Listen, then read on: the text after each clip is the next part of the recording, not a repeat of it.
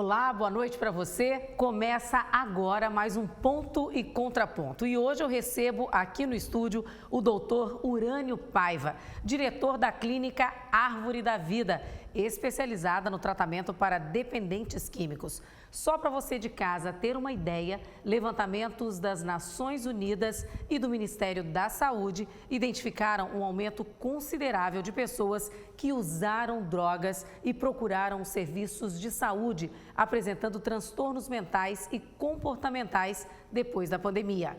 É muita gente que precisa de ajuda para se livrar desses vícios. Doutor Urânio, boa noite, seja muito bem-vindo ao nosso programa. Boa noite, Sheila. É um prazer muito grande estar aqui com você, para que a gente possa discutir um assunto de extrema importância para a nossa sociedade, até porque o conhecimento nessa área precisa ser difundido, para que as pessoas então possam, evidentemente, saber que se trata de uma doença. Não pode um dependente, um usuário de substância psicoativa ser adjetivado nem estigmatizado. Como se trata de uma doença, dessa forma então nós precisamos abordar, né, tanto o paciente como a sociedade como um processo patológico. Doutor, o vício das drogas é um problema seríssimo que afeta tanto o usuário quanto as pessoas ao redor dela, não é isso? Evidentemente, não só existem trabalhos na literatura que dizem que um dependente puxa mais, em média, 4 pessoas para o processo de adoecimento com uma outra doença chamada codependência. A família como um todo sofre porque existem graves alterações de comportamento, não porque o ser queira alterar o comportamento, mas porque a substância que é processada no cérebro altera totalmente a forma de pensar. E essa forma de pensar faz com que ele perca a sua realidade externa, trazendo então consequências pessoais, familiares e sociais graves. E a gente precisa encarar isso como uma doença grave que mata, que ela é contagiosa e ela é uma doença crônica, como a diabetes, como a hipertensão. Ela tem controle, mas não tem cura. E nós precisamos entender que o usuário de cocaína, da cannabis, da maconha, do próprio álcool, que é aceita pela sociedade, trazem adoecimentos e transformações orgânicas importantes durante o uso abusivo ou na própria dependência. Doutor, é verdade que o uso de uma droga mais leve acaba puxando para o uso de uma droga mais pesada? Exatamente. Nós não sabemos quando é que cada ser humano tem a sua individualidade. E a gente não sabe quem vai para a dependência. Para você ter uma ideia, se uma pessoa está se alimentando de um sanduíche muito gostoso, por exemplo, né, passa-se 2, 3 meses, a pessoa passa por aquela lanchonete e aí lembra-se de que comeu aquele sanduíche gostoso. Tem pessoas que chegam a salivar. Você vê a diferença que existe de organismo uma pessoa para outra. A gente sabe que estatisticamente 12% das pessoas que fazem uso de substância psicoativa tornam-se dependentes. Agora, quem vai ser dependente, isso é uma grande interrogação. Por isso que a gente não deve alimentar nem estimular as pessoas a usarem álcool, usarem a maconha, usarem a cocaína. Porque do uso social, como o próprio álcool, o paciente pode ir para a dependência. E aí precisa de cuidados médicos para o retorno de sua saúde mental. E é nesse contexto, né, de oferecer ajuda e tratamento adequado que surge a clínica Árvore da Vida, né? Há quanto tempo que vocês já vêm atuando lá em Paripueira? Nós estamos lá há 12 anos. Hoje a clínica é uma clínica estruturada, com médicos, com psicólogos, com assistentes sociais, nutricionistas. Então tem toda uma infraestrutura para acolher com muito amor esses pacientes, que muitas vezes a sociedade esconde, coloca debaixo do tapete a própria família e não tem a coragem de enfrentar o problema como ele deve ser enfrentado. Eu sempre digo o seguinte, uma família quando chega a ter o conhecimento exato de que o filho está usando droga, já se passaram em torno de 3 anos de uso da droga. Quando decide por tratamento, já se passaram em torno de 7 anos. Então, é uma patologia, uma doença que está no mundo da subjetividade. É diferente de uma patologia que é um caroço que você tira e que a pessoa fica boa. Ela está no mundo do pensamento, da subjetividade. Então, a pessoa que está se relacionando há 7 anos com uma substância, para você tratar é muito complexo, é difícil. E nós, então, criamos uma estrutura adequada para acolher esses pacientes que assim necessitem de um tratamento, principalmente quando ele está no uso abusivo e na dependência. Quais os tipos de vícios que vocês atendem lá na clínica? Bem, todo aquele vício que atinge o centro de recompensa cerebral, nós atendemos. Desde os viciados em jogos até os dependentes de substâncias psicoativas. E que tipos de internamentos que vocês oferecem lá? Nós oferecemos o básico do internamento para esses tipos de patologia, que é o tratamento voluntário, que o próprio paciente solicita, já não está aguentando mais conviver com aquela situação e solicita ajuda. Temos o tratamento também involuntário, que a família não suporta mais o convívio com aquele ente querido e pede também ajuda para ser internado. E o compulsório, que é a justiça que determina o internamento, quando ele então começa a ter problemas com a justiça. E qual é a rotina, né, das pessoas que estão em tratamento lá na clínica? Nós temos um programa terapêutico dentro da clínica que vai desde o acordar até o anoitecer. Eles passam de manhã, logo cedo quando acordam, eles passam por um processo de espiritualidade, depois vão para o de jejum, eles retornam, vão arrumar os quartos dele e alguns vão para o atendimento da psicologia, outro vai para o atendimento da psiquiatria, depois eles têm participação de grupos de autoajuda, tem atividades esportivas, competitivas e a gente é um verdadeiro ensinar de uma nova vida. E vocês atendem tanto homens quanto mulheres? É o sexo feminino e o sexo masculino. Para surpresa nossa, né, nós começamos a nossa experiência com o sexo feminino há praticamente 2 anos atrás e achávamos que ia ter uma população reduzida. Mas me parece que agora a coisa está ficando difícil também.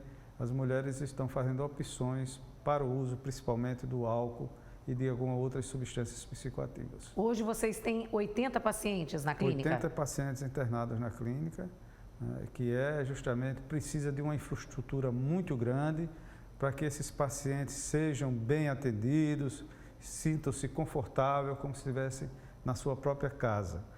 E muitos deles, quando recebem alta, que tem algum tipo de problema lá fora, pedem à família para retornar para a clínica. Qual é a faixa etária média das pessoas que procuram e que precisam de internamento, doutor? Olha, a faixa etária que a população maior da clínica está na faixa etária dos 15 aos 35 anos. Nós temos também alguns idosos alcoolistas, né? E também, principalmente esses idosos alcoolistas que têm uma situação muito comprometida com o álcool. E estamos agora também recebendo pacientes já com problemas psiquiátricos. Nós estamos atendendo também essa população. E quanto tempo dura esse tratamento em média, doutor? Olha, nossa programação terapêutica tem um tempo exato de 6 meses, porque ela tem começo, meio e fim. A gente passa pelo menos 30 dias desintoxicando o paciente, certo? A droga tem que sair do corpo do ser humano para que a gente possa ter um acesso a ele de forma natural. Porque quando ele faz o uso da substância psicoativa, o próprio nome está dizendo, são substâncias que alteram os neurotransmissores cerebrais. E a pessoa, então, perde, né, a sua consciência, perde a sua realidade externa. Então, a gente precisa tirar a droga para ele voltar a pensar normalmente, como a gente pensa, para poder, então, fazer as abordagens necessárias. E alguns tratamentos podem demorar um pouco mais que outros? Sim, como eu falei, né, a dependência química é uma doença, uma patologia extremamente difícil de tratar, né? Então, muitos deles vão, com 6 meses saem e se mantêm em recuperação.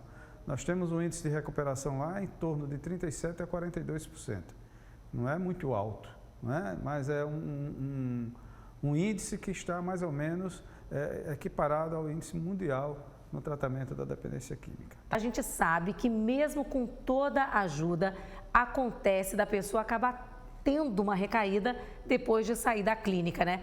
Essa também é uma realidade nas pessoas atendidas por vocês? Sem sombra de dúvida.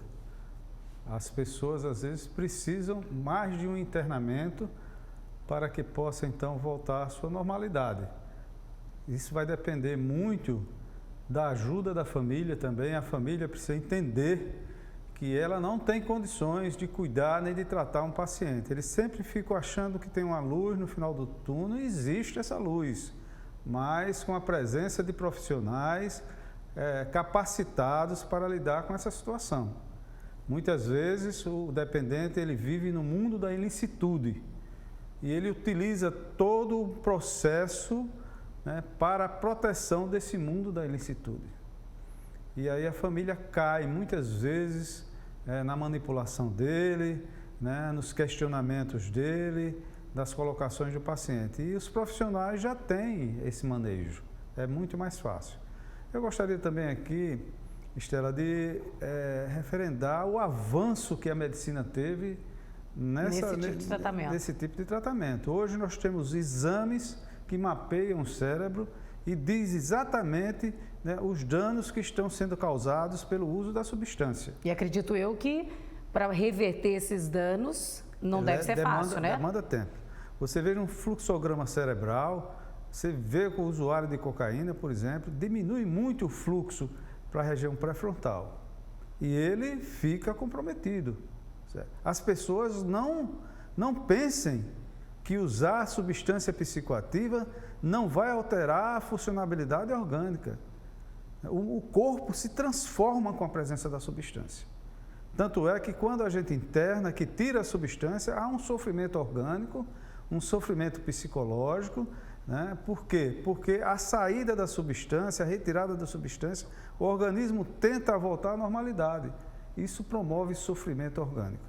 Então as pessoas precisam entender que a dependência química é uma doença séria, grave, que precisa ir para o enfrentamento. Precisam deixar de estar escondendo, né? Porque a gente sabe que muitas pessoas têm vergonha de saber que um filho vou até adjetivar aqui, maconheiro, cachaceiro, né? Isso não se pode fazer esse tipo de abordagem.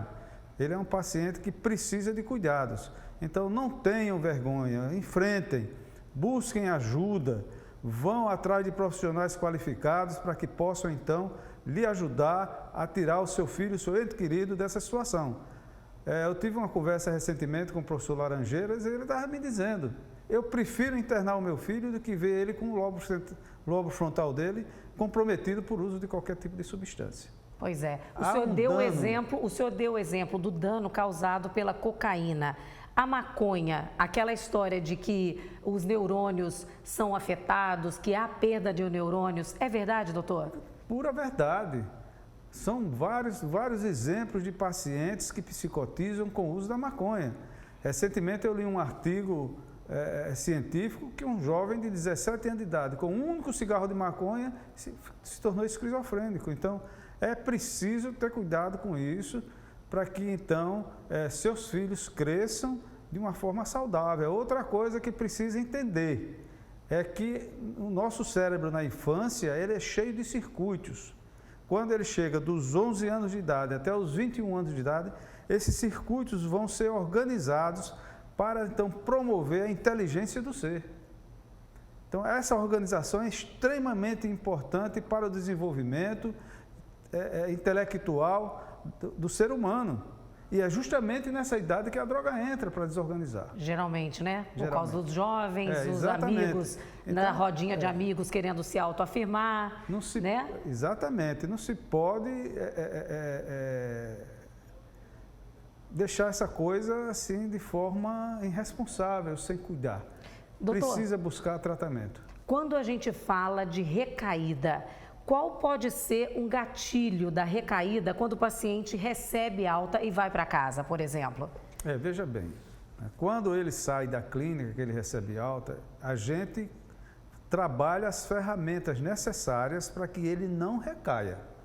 A gente passa um mês trabalhando essas questões. E vocês dão orientação aos pais, né? A família. Exatamente. De não oferecer, de repente, numa festinha, no churrasco ali a cerveja, né? O vinho, o álcool para aquele paciente. Nós temos os fatores de risco e os fatores de proteção. Ora, se tem uma coisa que vai estimular o meu centro de recompensa, que está lá na esquina, ou seja, que eu tenho um problema com aquilo, por que é que eu vou passar perto de lá?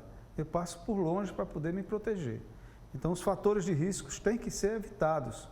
As pessoas precisam entender que quando a pessoa faz uso de uma substância psicoativa, o organismo trabalha em busca dela.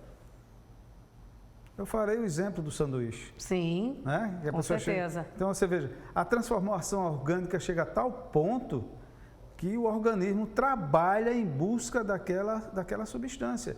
Então, você precisa ter os seus fatores de proteção para que não caia de novo no uso da substância. E o papel da família e também dos amigos é importantíssimo nesse processo, né? Exatamente. A pessoa precisa saber com quem anda, a pessoa precisa ter um ambiente social adequado, precisa se proteger, precisa desenvolver os fatores de proteção para que não venha ter esse tipo de problema. Doutor, é possível evitar que o paciente tenha uma recaída? Sim, sim. Se ele seguir as nossas orientações adequadamente, possivelmente, mesmo ele num processo de sofrimento, em busca da substância, a gente tem como ajudar para que ele não chegue até o uso. Alcoólicos Anônimos diz, evite o primeiro gole. É a mesma coisa, né? Então, eles têm os padrinhos dele, ele tem os grupos de autoajuda. Ele vai sofrer. Por quê? Porque se o organismo pede aquela substância, e ele tem que dizer não. Para dizer não, a gente tem que fazer um contraponto bem substancializado para que ele tenha forças adequadas para dizer esse não e se sentir que ele pode, então, mudar o jogo da vida dele. Comparando até com quem está de regime, né? Quando o senhor falou, deu o exemplo do sanduíche, né? Doce. A pessoa sabe que não pode, ou quem está diabético, né? E não pode comer o doce. A questão do doce, tem pessoas que adoram doce. Sim. Não pode ver um doce que vai... E pessoas diabéticas, por exemplo, não podem. E você tem que ser forte o suficiente de não cair na tentação. Como o diabético não pode usar doce, o dependente não pode usar substância psicoativa. Como é que as pessoas podem entrar em contato com a Clínica Árvore da Vida? Os telefones de lá é o 829-8860-2315. O outro é o 82-99-111-4509. A gente está vendo aí os telefones na tela, né, enquanto o senhor está falando. Certo. E o Instagram da clínica é clínica_Árvore da Vida. Perfeito. Doutor Urânio, muito obrigada pela sua participação aqui no Ponto e Contraponto, trazendo tantas informações e orientações importantes para todos nós. Eu também agradeço e acho que fundamental que a imprensa tenha um olhar mais abrangente e educativo nessa área, para que as pessoas entendam que a gente pode ajudar, que a gente pode então resolver o problema e que a partir daquele momento que ela nos procura, o problema deixa de ser só dela, passa a ser nosso também. É isso aí, muito obrigada. E a você que nos assiste, gratidão pela sua companhia. Para rever essa e outras edições do nosso programa, é só acessar o nosso canal no YouTube, TV Ponta Verde SBT. Tenha uma ótima noite e um excelente início de semana para você. Até a próxima. Tchau, tchau.